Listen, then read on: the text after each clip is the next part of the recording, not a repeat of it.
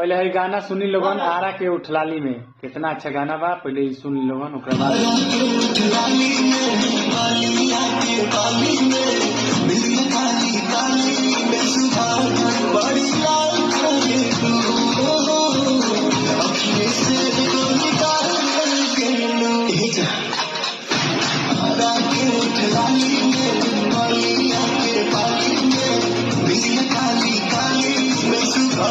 ये गाना अभी ले 1 नंबर पर ट्रेंड करता है। 5 तारीख के रिलीज भय रहे पवन सिंह के बर्थडे के दिने, तो कितना अच्छा ये गाना बा, ये अभी ले ट्रेंड करता है 1 नंबर पर, पूरा वर्ल्ड में 1 नंबर पर ये गाना अभी ट्रेंड करता। पावर स्टार पवन सिंह, कितना सुंदर गाना बा। घर परिवार के बीच में आराम से लोग वीडियो भी देख सकता, ये गाना के भी बजा सकता। तो ऐसा गाना के आप लोग प्यार आशीर्वाद दी, ताकि एहू से अच्छा अच्छा गाना हो। हर हर महादेव।